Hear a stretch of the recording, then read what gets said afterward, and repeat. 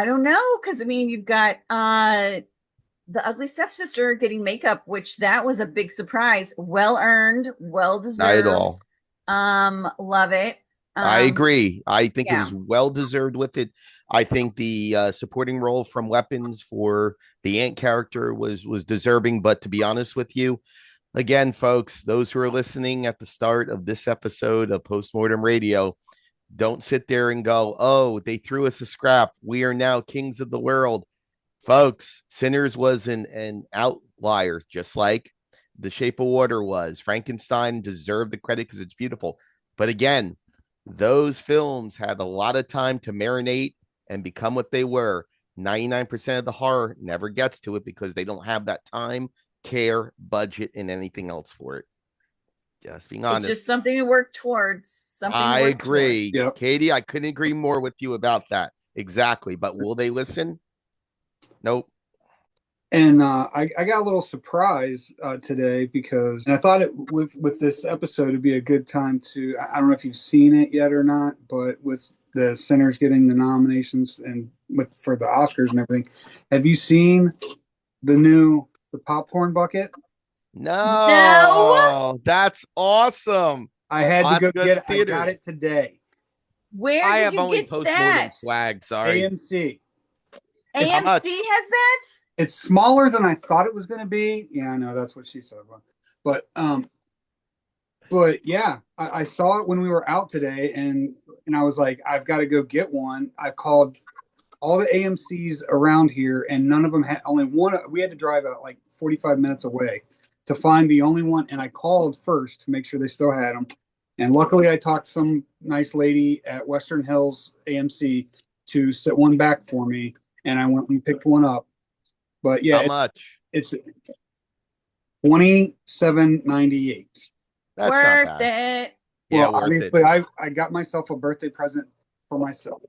Oh, Very happy nice. birthday, Oz. Oz, happy Man, birthday. And you need to get the small little guitar now to match it to put in there. Get the look, ukulele. Ding, ding, ding, ding, ding. Yeah, look, I may get to that was see some of these movies ahead of you guys, but you guys honestly get these freaking like iconic popcorn buckets that I cannot find anywhere in one of the major cities in the United I States. know. So, I you want to know. show her, you Jay. know, Let's see the one you picked up. All right, hold on, hold on. I yeah, I looked it is not in Chicago, that Anaconda one. Like, There yeah, it is. That's a thing of beauty right there.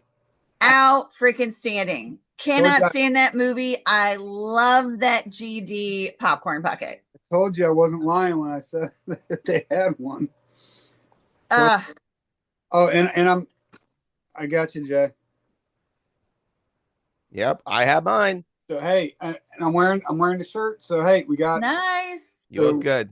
guys. I got them printed up, ready to go. So I've got actually Jay, you've already got a tumbler. I'll send you one, Katie, and I got some other stuff. I got some keychains, and what else do I got? And I got my hat right back there. Yep, and I got mine on my head. So Yep. There you go. anybody, any of the three people that are listening, if you want, message the show, and we'll hook you up.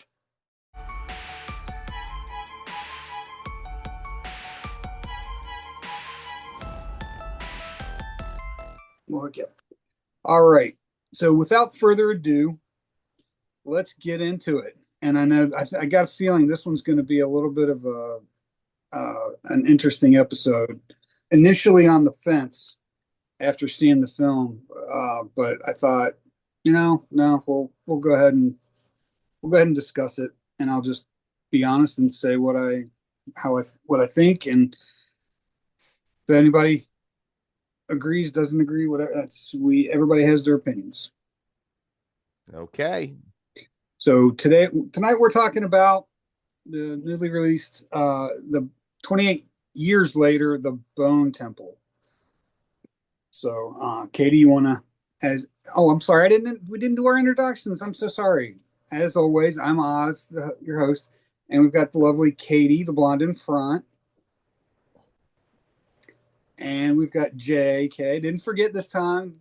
The bald in the back. The bald guy in the back. There you go. He's monkeying. Oh, you changed your thing from, I guess it was still on there from Yeah. Primate monkeying around. Yes. Now, are you father?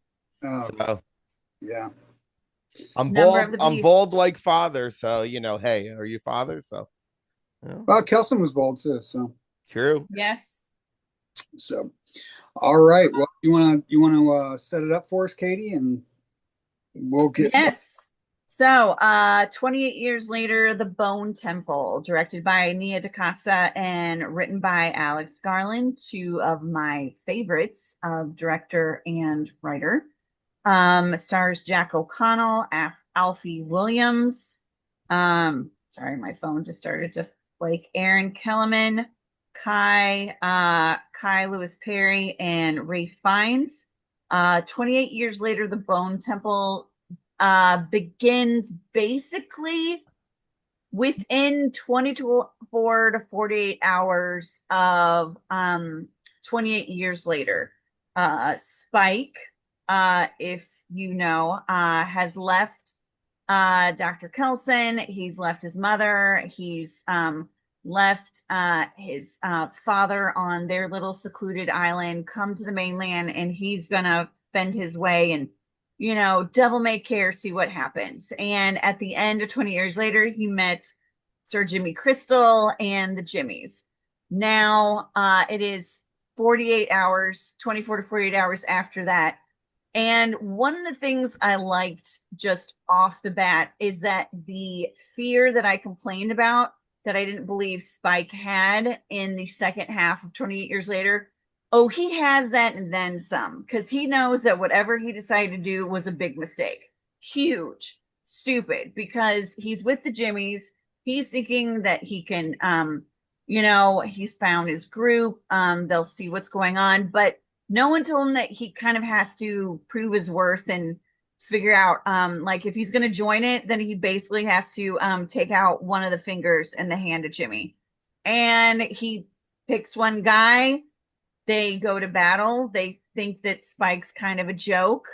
Spike sticks it to the guy. Everyone still thinks a joke. Thing is, femoral arteries aren't really jokes. Spoiler, not spoiler. And also, kids stay in school because when you hit that, you've got about Usually about 30 seconds. Usually, yeah, about 20 to 30 seconds, maybe 40 if you like put pressure on it. They don't do that. So then Spike turns into one of the Jimmies, and we see the film kind of from the Jimmy's point of view. We run into a side group of people, a woman who is pregnant. They're looking for food. They're out in the wilderness with, the infected. By the way, I'm not going to call them zombies because they are not zombies. They are the infected. That's correct. One of them gets kind of caught and she runs back to the farmstead that she shares with the people that she's with. Family, fellow survivors after living there for 28 years. I don't really know. They don't really explain. I'm not going to put too much brain power into it. And more importantly, neither should you. But surprise, the Jimmies are there. And guess what? The Jimmies aren't that great of guests because these people have made them breakfast. And there's like, 7 of them, 6 of them. And they basically have said that, we are going to kill you very slowly unless one of you wants to join our group. Not some of the older people and not some of the middle-aged people, but one that's sort of 20. And this is where we really start to see the full brutality of the Jimmies because this film does not, look away. They go full flash forward with some very I don't even know. I mean, it's like I don't want to say it's Gestapo level torture, but it's just some horrific torture that the Jimmies put onto these people. And mind you, the Jimmies are all children who have been born and raised in England in this area for the past 28 years. So I mean, that means that there's no schooling, there's no moral compass for anything. They know from what they have been raised with, which if they've been with Jimmy, and who knows how they've survived, it's probably not been pretty. However, this gets into the ugliness of the 28 years later and the survivors that have been living there. On the flip side of that, you have Dr. Kelson, who is Ray Fiennes, who is with, his Temple of Bones and still has his, relationship with Samson, the giant man who I've made some comments about with his physique. Yes. With that. And you see the relationship that they have. He usually has a blow dart, and Samson comes to the Bone Temple almost every single day. And even though, he has this rage, there is something that's bringing him there. And Kelson kind of sees that. And while he tries to talk to him, even though he knows he's not going to say anything, after being a doctor and seeing the death and destruction and everything that humans are, just devolve into, it's amazing that as a medical professional, he still has this hope that there's a possibility that you can have the humanity that are in the infected. Also with Samson, he attacks someone who is non-infected, and when they always say like, oh, the zombies like to eat brains and all that stuff. Again, they're infected. They're not zombies, but you see up close and personal, Samson eating a full-on cranium, cracking open it like it's a nut and digging in and just eating that brain like it's sushi. It is amazing. Jimmy Crystal and his followers, they're on the road, they're doing what they do. They kill people, they torture people, they burn stuff down. What is the end game there? I don't know. I don't think they really have one. Again, education. This is why education is very, very important with children. But then one of the Jimmys finds Dr. Kelson. And as Jimmy Crystal has said that his father is a devil, and he hears the devil all the time. Well, when they see Kelson, running around with fire and talking to Samson, they basically think that he is the devil. So and covered in iodine, so they and why would you not? Because again, nothing else. You only know the rumors and these mistakes. So Jimmy Crystal, in very Jimmy fashion, to take control of his little cult and figure out what's going on. He has a conversation with Kelson. They figure out a way to have Kelson act like the devil, do a little play so he can make sure that Jimmy is still in control. And things go a little awry. You see the complete inhumane treatment of humans and by humans. And you also see the tenderness and the hope that the human aspects can still have. That is the beauty of this film. The blatant, like, extreme brutality, and yet you still have that tenderness and hope that you don't normally see in an apocalyptic film. I gotta say, this is much funnier than I thought it was going to be. This is much more brutal than I thought it was going to be. And also, Dr. Kelson has a kick-ass album collection. Like the vinyl that he has at the end of the world.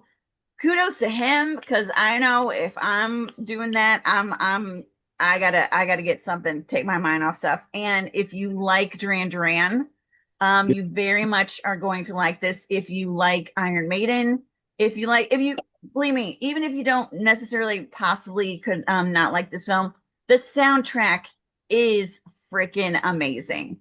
I love this. I love this much more than 28 years later. Because again, I had a major issue with Spike going from scared little kid to then he sees his dad getting some, then to I'm going to take control and I don't really care because I'm brave now. I don't buy that. I didn't buy this. This one I bought. This one I bought that, yeah, you've got these animals that you've associated yourself with. You don't know how to get out of it. You don't know how to get out of the situation. He is absolutely phenomenal. And I feel like he grew 6 inches during production. Ray Fine, though, Ray Fine, Dr. Kelson and Sampson have a moment that is one of my favorites. And if you know the film, you know that Moon spells hope. And I got to get up to this girl, Erin Kellerman, who I knew from uh, Winter Soldier and what is it, Captain America or Captain American Winter Soldier. Yep. Yeah, she was great. And Jack O'Connell, you know, he did great in Sinners. He's doing great in this. I know from Eden Lake, like he can play an antagonist like nobody's business. Start to finish, full body, everything. Like if he's doing it, you better believe he's going to commit, and he did with this. Do I think there's a couple of things that I like? There's some side stories that seem to go nowhere. Yes, but then I also didn't realize that this definitely has left it open ended that there should be a third one. I didn't realize this. I thought it was just going to be this and then it was going to be done. So I am very happy to see what's going to happen in the third one, especially with the surprise at the third. But people, go and see this movie. I know with the box office, like again, I thought this was much, much better than 20 years later, but I feel like a lot of people, some people didn't necessarily like that, so then they're not going to see this, which you should. This is, I think Nia DaCosta did a beautiful job in directing, cinematography, getting these performances out of these people and showcasing again that juxtaposition of like this French new wave, like horrific horridness to these beautiful relationships between Kelson and Sampson. So I say go see it. Well, I think it's probably going to be 2-1, me being no, go see it. no. I agree with you, Katie, about the go see it. I agree that the spectacle of it is well worth going to see. Um, I'm going to throw out this first, and this may the whole 4 people that watch us may not be happy with this, but what Nia DaCosta did for this film is what Chloe Zhao did for the Marvel Universe with the Externals. So I say that because Marvel years ago wanted to make something beautiful with the Eternals, excuse me, not the Externals, the Eternals.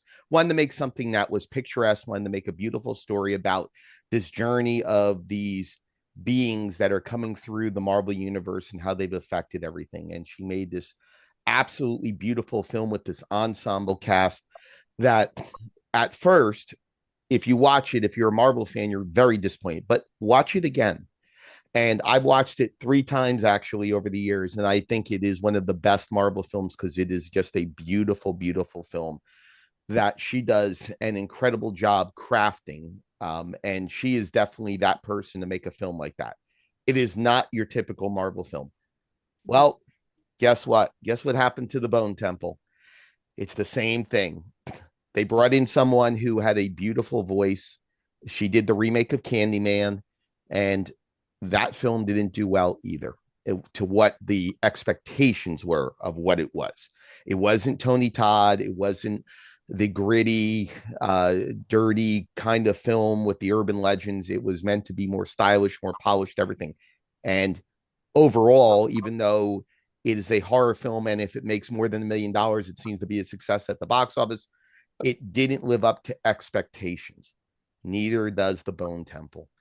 And I'll give you reasons why. And I'm going to go first, Katie, to what you said about the humanity, how you thought this was more of a human film. And yes, at the core of it, seeing the almost full circle of where the infection comes from, the relationship built between the doctor and Samson is wonderful. It is a beautiful relationship, a wonderful character arc between the two. But and this is not my words. I've talked to people who said that the 28 years later, the humanity was greater because there was greater situations that were putting humanity in. And one of the key ones is when the mother passes and the bone temple is used for something. Now, if you think that you're going to go into 28 years later, the bone temple, and it's going to be the same film, it is almost nothing. It's like the first date is 28 years later, and then you get to know the person, and the bone temple is the relationship. That's what this is. You're seeing all the warts, all the ugliness. You're seeing the beauty. You're seeing what this film is inside and out. And it's either you're going to commit to it or you're going to walk away from it. And I think that's something that the box office, which I believe, according to the numbers I looked up just before we jumped on, it's at about 22 million. That's shameful. It's shameful. I even posted up on Facebook how shameful it is that people are not going out to see it. Why? It is. Why? Well, I think there's a huge reason why. Again, it goes back to the humanity of this film and it being something that the people want to watch. Bone Temple A has almost no return customers on second viewing. I saw 28 years later 3 times in the theater. I am not going back for a second time for the Bone Temple. What does that tell you right there? Well, he's a horror fan. 28 Days Later is his favorite film. You know, maybe he's an outlier. The mass audience speaks. Why? Well, it's as Katie had brought up. The brutality is just too much. It is too visceral. It is an underground extreme film wrapped up in a pretty package. And to be honest, people aren't going to like this. All right. I'm sorry, Jack O'Connell, right? Jack O'Connell. Jack O'Connell fails the Jimmies, and he fails the Jimmies because he is not with Merrick, right? Merrick from Sinners. He's not Merrick. Everyone wants that kind of character. The Jimmies aren't that. In fact, to be honest with you, I think there's too much wasted on the Jimmies in this film. I think the perspective of the Jimmies in the storyline is way too much. Not for what Oz is going to tell you, because Oz has a completely different set of reasons. But excuse me, the Jimmies are very thin characters. They are characters that are basically a wolf that's leading the sheep to the slaughter. And between the brutality, the visceral nature, the skinning, spoiler alert, the skinning of bodies, the terrible things they do, the opening of putting a child in danger. Guess what? Nudity, children in danger, and visceral underground effects and visuals. You don't see that in major modern cinema. You see that in foreign cinema. You see that in previous horror cinema, but you don't see it for the crowd now, and especially a major box office movie. Now, with that set aside, it's, for me, I enjoyed the film. I really did enjoy the film. I'm a fan of those elements, and that's why I enjoyed it. I'm a fan of the franchise. I love, no matter how much dong you see for Samson. And by the way, that is a covering prosthetic over his dong. I don't know if you knew that. That is a covering prosthetic over his dong to make it even look bigger. I enjoyed their relationship. I enjoyed the humanity. I enjoyed the humor. I enjoyed the interaction, the third act between Jimmy Crystal and Kelson. I always say no. I always say Ralph Fiennes, Ray Fiennes. And what Kelson is to that. I enjoy that spectacular number at the end. I think that is all fantastic. But something recently was pointed out to me. I had not even, because I'm not British. I'm not from London. Do you know that the Jimmy character was based on, I believe, correct me wrong, based on a pedophile? Yes. That character is based on a celebrity figure that was a pedophile and the Teletubbies. Talk about a weird mix. There's nothing good about it. But beyond that, Katie, and I see your head, the wheels in your mind going, folks, in the US, this is not going to sell because it's too much British horror. And you're bringing in someone, and I remember a conversation Denzel Washington had about, who can direct films. And he said, it's all about culture.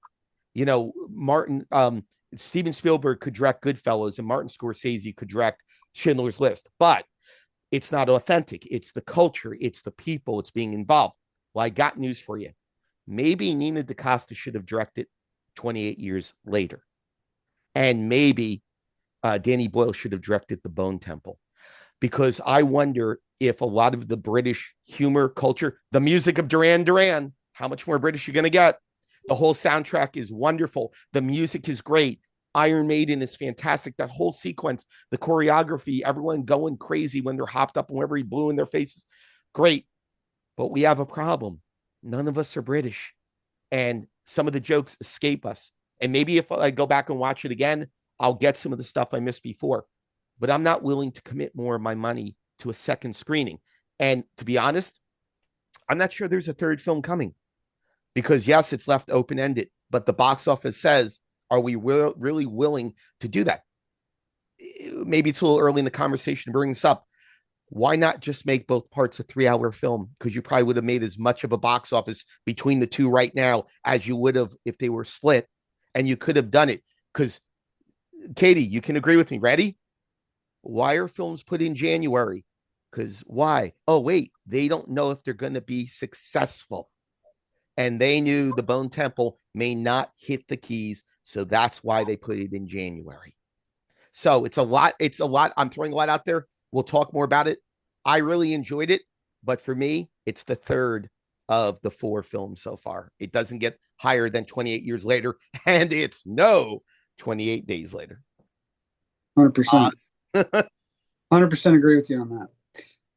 I'll get back to you regarding the box office, and I'll do. get back to you regarding as soon as you said that, I knew exactly who you're talking about. And we'll talk about that more after. Yeah. Do I get Oz does his review? Will people get mad if I say that it's a cheap ripoff of A Clockwork Orange? Will people get mad? Think about it. I could see that. Think about Maybe. it. Okay, go ahead, Oz. I'm sorry, you may interrupt. This, I got to be honest, this particular film is, and being a fan of horror in general, and especially with this franchise, I mean, I was a big 28 Days Later fan. I've seen all the films. I've enjoyed all the films. This one's the first one that really had me scratching my head, and really, I will say, it really had me thinking when I left. When I left the theater, and I had to chew on it a while. I really did, and I had to. It took me a little bit of time. I had to process what I had just seen, because my first gut wrench reaction, or knee jerk reaction, however you want to put it, was not good at all. Because there are parts in this film that hit areas of my life that are very important to me that I don't tend to get into when we do this kind of show. I tend to kind of stay. This is a forum for horror films, and there's a place and a time for everything. However, this film kind of brings that to light, so that I'm going to share what I feel about it. Did I hate this film? I didn't hate it, especially after thinking about and processing everything that I saw. It did definitely have its some positive pieces to it. I like the fact that it doesn't take place immediately after 28 days or 28 years later. As Katie said, it's like 24, 48 hours, somewhere around there. So I like that it was, there wasn't a time jump or anything that you had to, try to figure out what the heck's happened. Basically, you realize, he's with the Jimmies now who rescued him at the end of the last film. And like she said, he's got to prove his worth to be able to stay. And like she said, everybody's in survival mode at this point, and the thing that I like, they're really toying with him, kind of like Katie alluded to, as far as, and he basically tells him, he's like, you do realize this is a fight to the death. So right away, okay, somebody's not going to make it. And then when you see, this is a big dude, and obviously these people have been out surviving, and they have skills. So Spike's got the deck stacked against him. But what I like about the Spike character is even amidst his fear, he he's smart. His intelligence is what gets him to be able to survive and go forward in this film. Like Katie said, he knew what he was doing. He was basically he was at the crossroads. He was either going to do something to save himself or he was going out. He was right there, and in desperation and instinct and intelligence, he takes the guy where there's not a whole lot he could do, and he hits the femoral artery. Dude bleeds out. And he wins by basically by default. Now, in the film, I think it was not. It looked pretty accurate, but I mean, he held on a little bit longer than he really would have if that femoral artery had been severed like that, because he didn't have a tourniquet or anything. So I mean, he wouldn't have lasted as long as he did in this movie. That is about the best I can say about the Jimmy character, the whole Jimmy thing. The Jimmy's part of this movie is the downside of this movie, and I get that they're trying to relay that same message that I think The Walking Dead did, was that not the infected aren't just the immediate threat anymore. That's a secondary, just like was with the zombies in The Walking Dead. It's the survivors and the people and how they react and the things that they're willing to do to survive. That actually becomes more of a threat than the actual end of the world, or whatever, however you want to put it. I get that message, but I think kind of what you guys were saying, the brutality and the things that they're doing, it was, like you said, Jay, it was too much. And like, we've seen films before where there's been horrific things done to people, but usually there's a reason, or there's something going that warrants that. This is just brutality, and for no other reason. I think that's part of why I think it was over the top and too much, especially the skinning of the people. It just didn't sit with me well. That, and there's several areas in this film where the religious aspect is introduced to it, and it was very early on in that same scene with Spike and the fight, when the kid has his femoral artery and he's bleeding out and he's calling out he's saying Jesus, God, whatever, and Jimmy Crystal speaks out and says, why are you calling out to those? And he calls them the C word. That to me didn't sit well. It just didn't. And I am, a Christian, and I do have a strong faith. But there's, that was a little over the top in my aspect, in my opinion. Now, I think the positives, I think everything with Dr. Kelson and Samson and everything, that was the gold of the movie. I mean, Ray Fiennes the guy's great. Anyway, I mean, he was great in the last film. I mean, they could have made this film completely about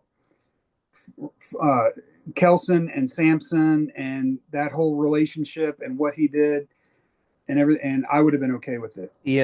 Oz, I want to jump in real quick on something you said, and I think about it more now after you said. And by the way, in all the episodes we've done, Oz, I always love listening to you because you are a fan of what you do. But I got to say, for the first time at the most defined part, that was one of the best explanations I've ever heard on this series that we've done, and how you broke down the film. So I want to give you props on that, because that was fantastic. Well, what you did. I'm not done yet. No, you're not done. But I want to throw out there, because I think that the more I think about it, I think if you had made it more about the humanity in that relationship between the Doctor and Samson, and saved the Jimmies, or put them in the side role until the third film, when Cillian Murphy comes back and the daughter comes back, I think that would have been more apropos for the third film and built it up. It's like we're seeing right now with the Marvel Universe, where Thanos was built up for 3 different sections. Right. And now what are we doing? We're throwing Doctor Doom into one film and hoping for the best.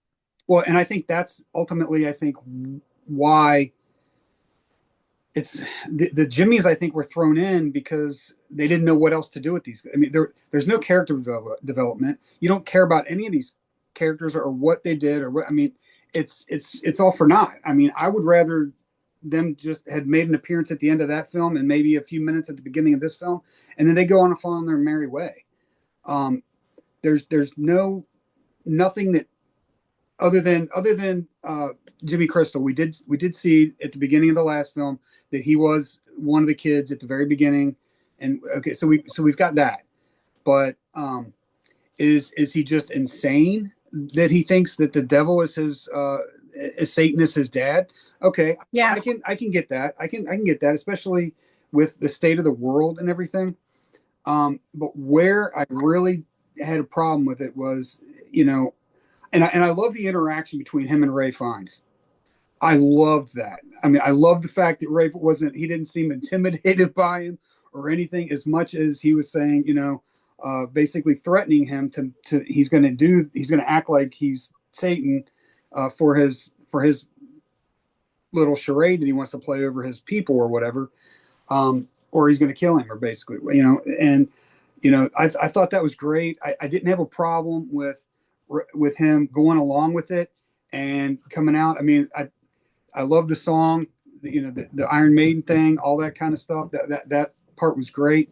The part that I really had an issue with was the crucifixion part. And it feels like there's 2 possible ways to interpret this.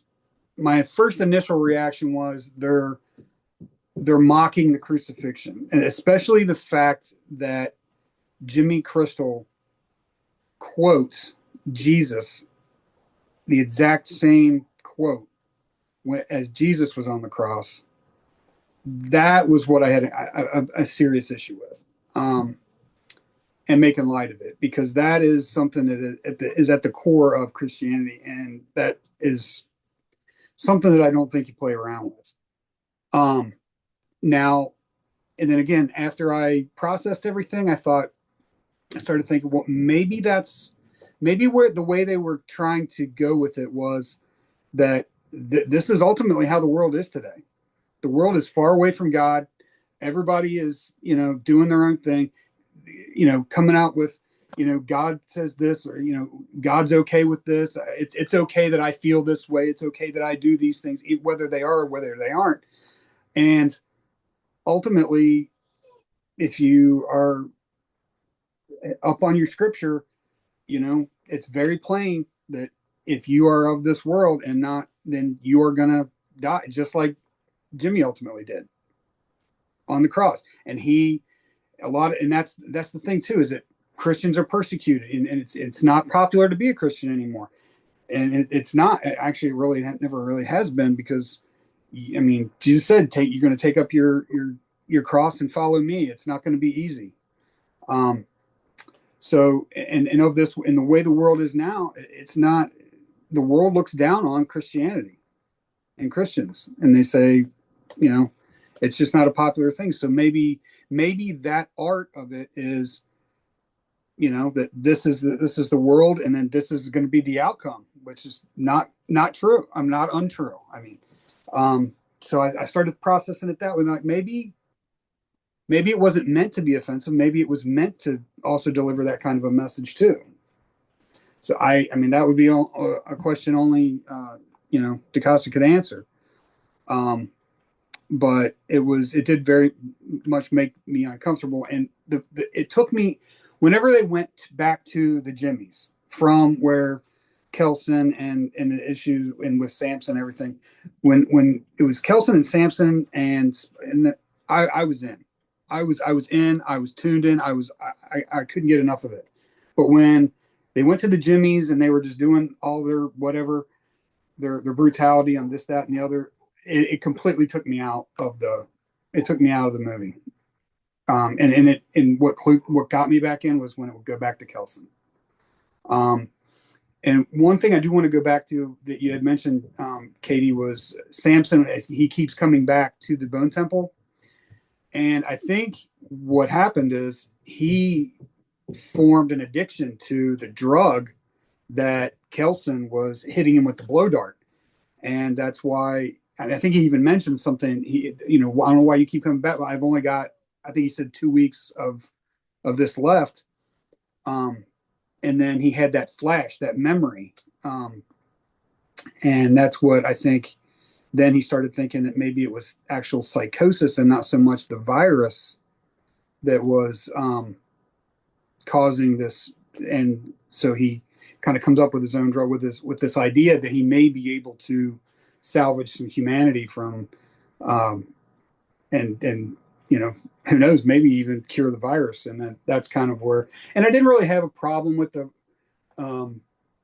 full frontal nudity. I mean, I get that these infected people are, after all these years, and they're just kind of they're more animals than they are now.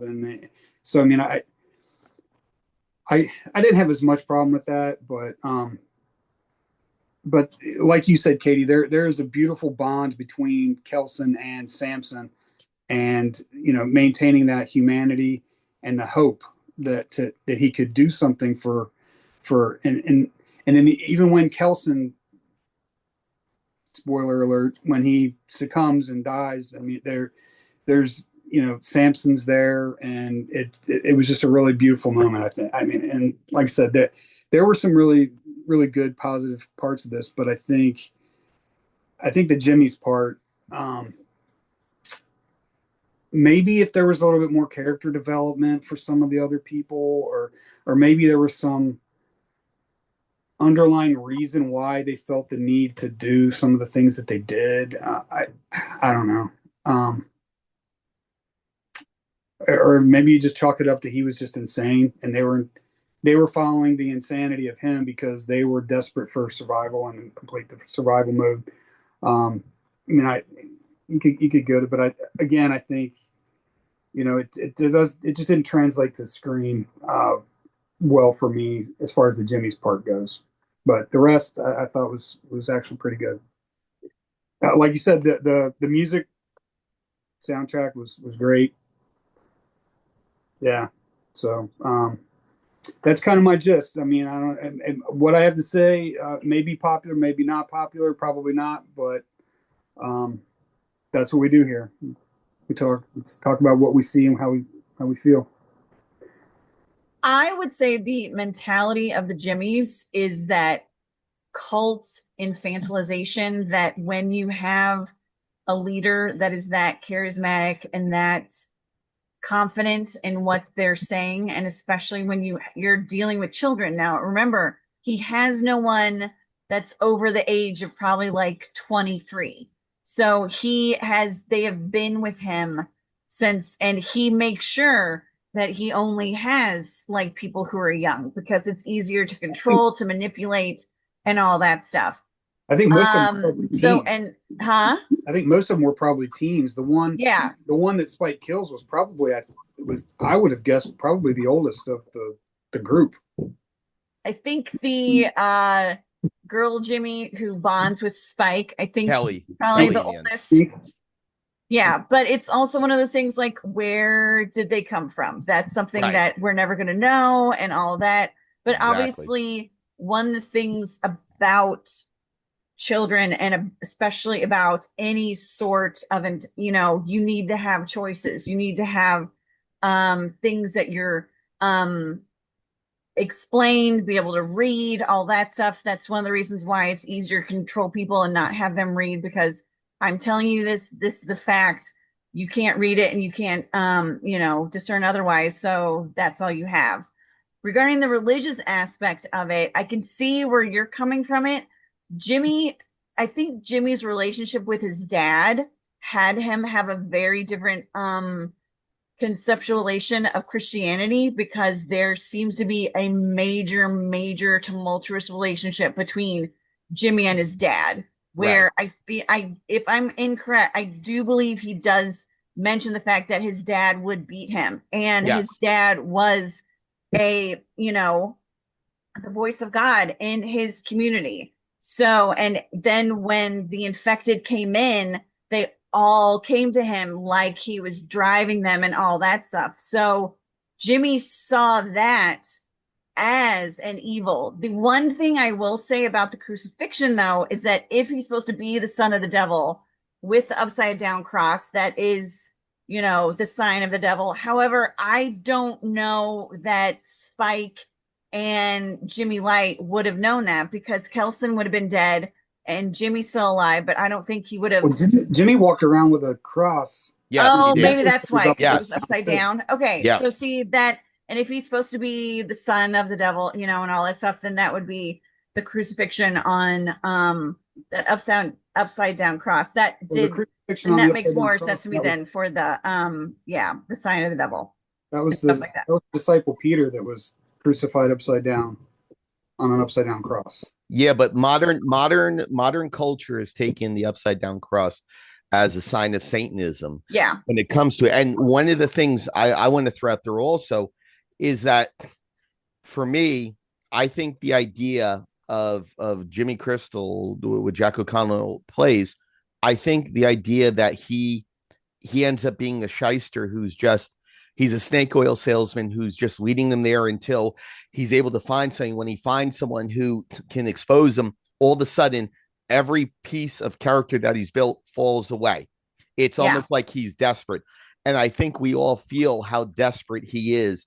And instead of going, you know what, I'm glad he's going to get his, you go, okay, well, that's nice. Let's see what happens. Oh, they're going to do a big music number. That's cool. It felt like it was a bunch of really cool things on the surface with nothing underneath the surface.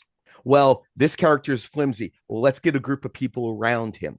Oh, they're gonna go into this house like a Clockwork Orange and do all these terrible things to these people. Well, we have to amp it up to here to kind of forget the fact that they're attacking a woman with a baby who's pregnant. I mean, there's a lot of stuff that falls really, really short. And again, I'm not going to blame anyone with this, because honestly, I really couldn't tell you where it falls. It might fall with Alex Garland, because Alex Garland, every film he does is like above your head.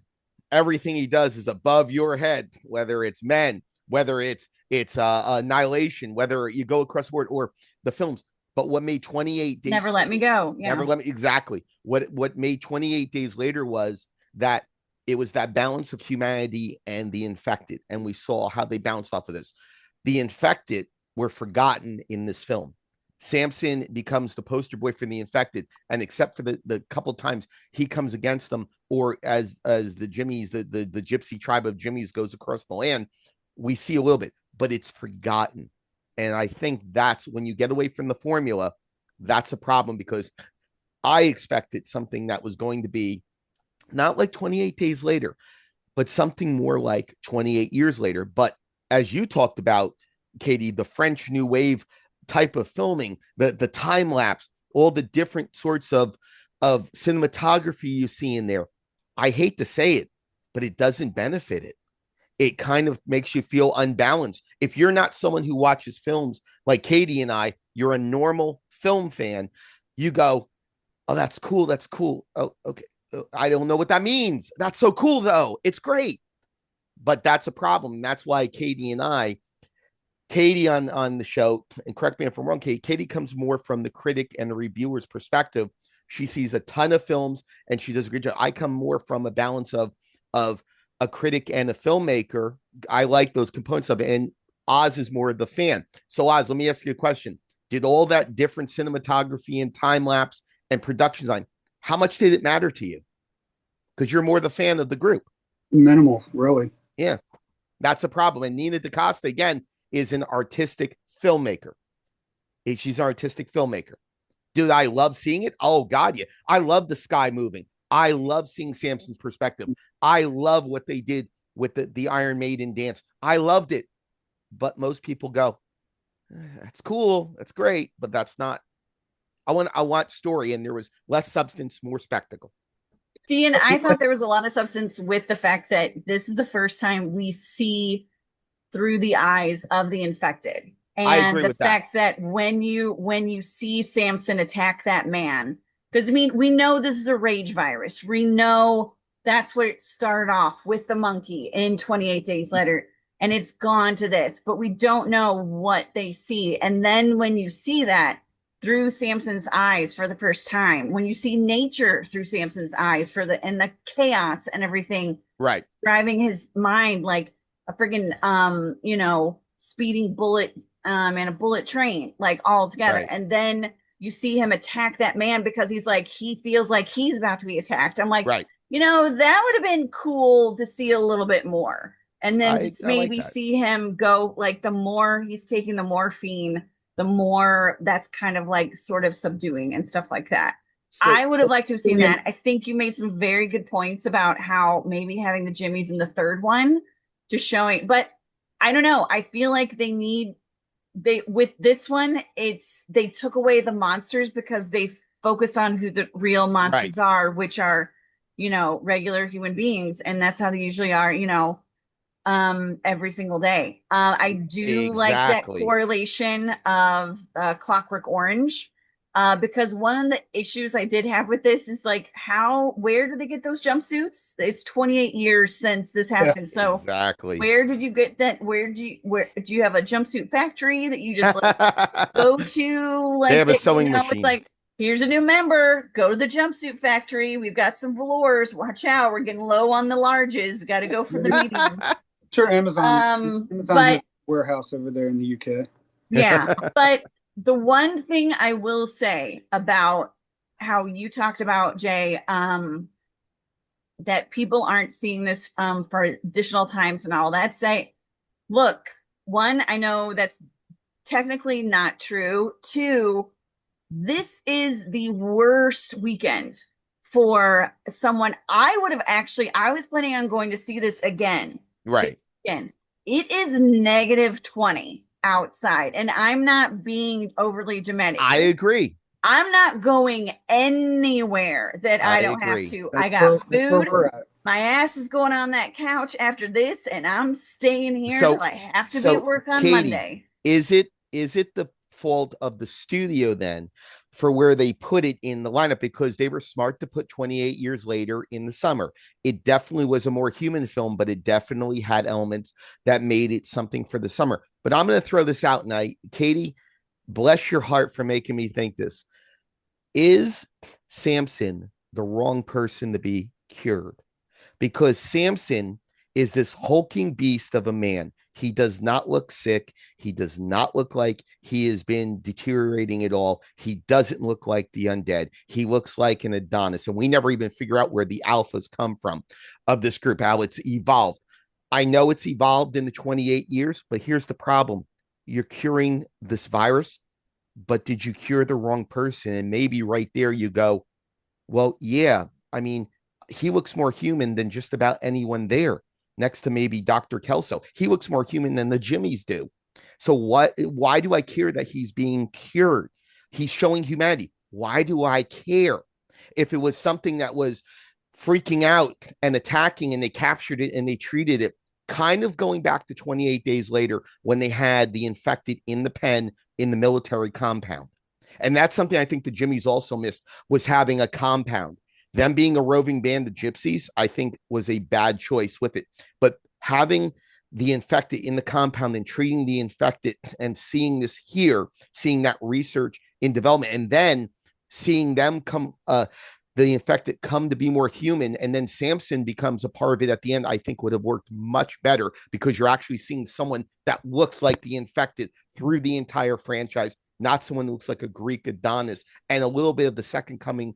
Sorry, Oz, a little bit of the second coming of Jesus Christ with the long hair, with the idea that he is reaching being reborn. Come on. I hate to be that way because I love the Samson character, but the more I think about it, I think that was a big faux pas by them to heal someone who really, at the time of it, would have been a better character with just a remedial nature, being hooked on morphine, building that bond, not being that way. Maybe that's something in the third movie, but I think it's a problem. I disagree But because else I think you look think at Jason taking Bourne. the most extreme infected that you have, like He's this not, though. 6'8" Adonis who runs like a racehorse, is like cracking people's skulls open and eating their brains and showing that if they can possibly have a sense of humanity, if we can cure them, we can cure anyone. Well, Because if it's like, I don't need, I mean, that's kind of like in what's the movie with Will Smith? oh, I Am Legend. Yeah, I Am Legend, when he captures the person Right. and it's the CGI guy. Oh man, I just got really mad about thinking about that. That it's like, really, you couldn't hire someone to be Right, that I know. silly? I know. They yeah, when he captures like the CGI guy's Yeah. daughter or girlfriend or whatever, and then all of a sudden these CGI, infected people, then they could do that. It's like if he had captured him and turned him, Right. that again, but it's like he was just trying to capture anyone to see if But he he didn't capture him. He got him addicted to morphine. But here's the thing. It goes back to what you two just talked about. Well, they have a velour jumpsuit factory in the apocalypse. So that where does he work out? How did he get that body? Tell me.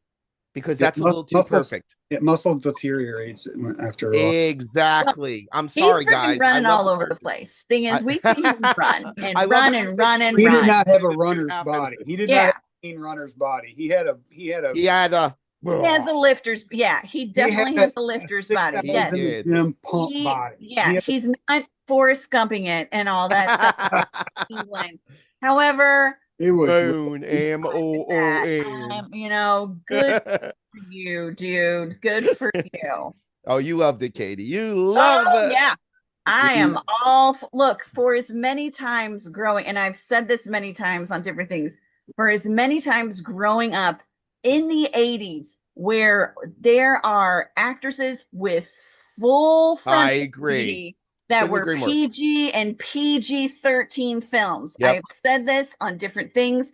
I convinced my Sunday school class to go see Sheena, where Tanya Roberts ends up being fully freaking nude. Yeah. Do I know this? It's a PG movie. How was I supposed to know that? I did not go to Sunday school after that because I was slip. very How am I supposed to like, nude that? This I like is a that. woman in Africa who's talking to animals. What could be wrong with this movie? I get it. Get it. So having a guy have full frontal nudity, it's about damn time.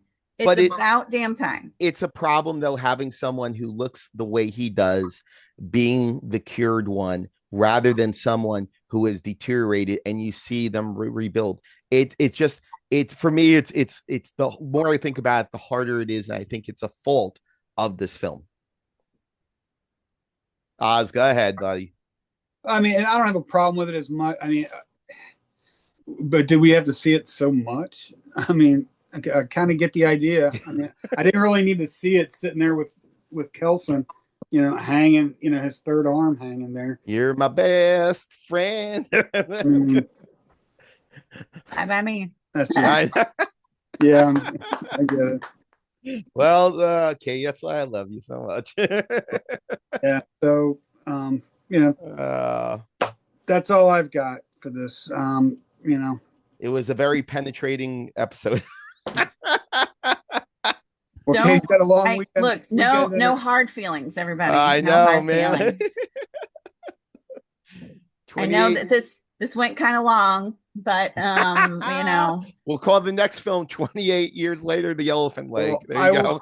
I will try to get this one erect on YouTube as quickly as possible. Oh, that is wonderful. So I guess we're wrapping it up. Jesus Christ. Look, so we've got two people who say go see it, and then Oz, you say skip it. No, I don't say skip it. I say there were parts of it that I took issue with, and I can see some people also, with similar belief having not being able to digest it and process it as easily or as well as maybe I did. And could, but whatever. I get it. That's, well, no, I mean, yeah, I mean, like I said, if you want to see, if you liked 28 years later and you loved the Dr. Kelson character and where he was going, it's absolutely worth going. Absolutely. Yeah. The production design sets are beautiful. Yeah. Yeah. If you Oh God. issue with like if you don't like films like Inside and Martyrs I was thinking and inside. I was thinking it. yeah, and different French horror extreme films like Exactly. Calvaire and stuff like that, then don't see it because they go to Exactly. that level of horror. They do. God bless their souls. No pun intended. Sorry. Well, everybody, I hope, Attention. as Katie kind of alluded to, that this is going to long. This is going to be a weekend to everybody's been kind of in and going to be snowed in and preparing for the white apocalypse. So I hope everybody's got their provisions and everything. Not exactly how I'd like to spend my birthday, but I mean it's nice to Uh, a little bit of it with you guys because yeah, same here, buddy. but Happy birthday. it would have been nice to be able to get out a little bit and enjoy my birthday. But Well, Yeah. you will on the other side. You got many more days after this birthday to go ahead and celebrate. It's not just one day. God And willing, it could be 28 days later, 28 weeks later, 28 years later. 20 years later. Yeah, exactly. So I'm I've going to got say 28 this. years left. You I've got got more than that. Anyway. I don't know. So I say go see it just for the beautiful spectacle of what Nia DaCosta can do with this, and of course Alex Garland, Danny Boyle, they're a tremendous team. And again, I brought this up when we talked about 28 years later. Again, I wonder how much this film now reflects what their relationship is and was, and the chaos that's in there, and them butting heads. And I wonder if Kelso and the Jimmy, somewhere as deep inside, is Garland and Danny Boyle. Well, I could see that. I could see Yeah. that. the one thing I did forget to mention, and that I think I would have enjoyed more, is if the Cillian Murphy and Jim character was introduced earlier I agree with you. and had a little bit less Jimmy's and a little bit more Jim. Exactly. I think. You could bring them in somehow, but you wonder what However- Cillian Murphy was doing, though. That's the problem. Well, and Well, I'm wondering if that's what this next film's going to be. It's going to be centered on Jim and Cillian Murphy, and that's where we're going with the next. I mean, Who knows? thing is though, guys, if you recall, the movie starts with the scream and then it goes silence and then it goes hello, and that's Cillian Murphy. So he technically bookends the film. There you go. So that's good. I didn't pick that up. I did. I made sure I wrote that down because I was like, oh, the Cillian Murphy hello in the beginning of the film. It's like, oh, look. I'm like, And by the is way, that that's the hello from 28 days 28 later. Yeah. Yeah. I got to When be honest he with wakes you. up and he's I clapped so hard when I heard the music from 28 Days Later. When they brought it back, I clapped so hard. I was the only one in the theater, I guess, who got it. But man, so good to hear that theme again. And again, for those who don't know me, 28 Days Later is my favorite genre film. So it is great to be able to see this, my favorite genre film. And to your point, there was two other people in the theater with me. We had a good crowd for ours. We saw it opening weekend. So, we were there. We support. And granted, yeah, it was a week later. I didn't see the week it came out. It was this, it's just yesterday. So, Yeah, I mean, I plan on seeing it possibly this week after work when it gets a little bit warmer. It's just too damn cold, guys. I mean, I that's agree. the thing. It's like even people I know that are seeing like multiple films, they're like, I'm not going anywhere. I'm like, I get it. I get it. I'm just looking out because there's some stinkers this weekend, let me tell I you. know. But yeah, One I thing recommend 28 Years Later, The Bone Temple. I think Nia DaCosta is fantastic, and I want her to continue directing. Alex Garland, as always, is always one of my favorite screenwriters and directors. And yeah, I like this film again much. I enjoy this film much more than the last one. So Yeah. one thing I will recommend, I binge watched His and Hers. That's on Netflix with John Bernthal and Tessa Williams. I heard that was very Tessa good. Thompson. So good. Well, I recommend The Ugly Definitely. Stepsister on Shudder. So go see that. And congratulations on the Academy Award nod. yes, and I recommend Congratulations. Marshmallow and Mother of Flies that are now on Shudder. Exactly. Go watch them Congrats. multiple times because Daniel and the Adams. Congratulations. And Yes. congratulations on the sequel to Marshmallow. So we'll see what they're Yes. doing. But congratulations to the Adams family. with Mother of Flies and arguably their best work to date. But I mean, I remember telling this to Zelda, the cinematography, Yes, exactly. best thing they've done, and I mean, best that they've done so far. And But yeah, they are. deeper you dig, it'll always be the best. Well, sorry. First is always the best. Hey, Mother Flies is just, it's a personal. It's Yes. very, especially with the storyline, that it really struck me. And then I getting to talk to them about it, it was very cathartic and very, I mean, they're just amazing people that then just make amazing things. And that's, you don't see that much in this world anymore. So I'm very happy that, yeah, Mother Flies is on Shudder. Go and see it. You know what? That might be worth doing an episode because I lost my mom to cancer. It's going on 2 years now. So that might be worth doing an episode on. Just saying. I would definitely love doing an episode on it. Yeah, so maybe that's because Oz, you inspired me with that, with how personal 28 years later the Bone Temple was to you because of how it went into your faith. So that's something that really inspires me. So maybe that's something for you folks. Next time we'll talk about it. All right. We can sing happy birthday. Happy birthday. Happy birthday to you. I was kidding. You guys. Happy birthday to you. Thank you so much. Happy birthday, dear Oz. Okay, listen, we're not doing the night patrol episode. All right, calm down there, folks. We'll do that. We'll do. That's fine, or we don't have to. Oh, poor Ryan. Low life might be the highlight of the career. We'll love talk Ryan. about that off camera. Sounds good. Folks, I gotta go. I know Jay's got to go, so we'll wrap it up, and we will see you guys in the next one. Love your faces. Happy birthday. Thank you for supporting. Happy birthday. Thanks for watching. Bye.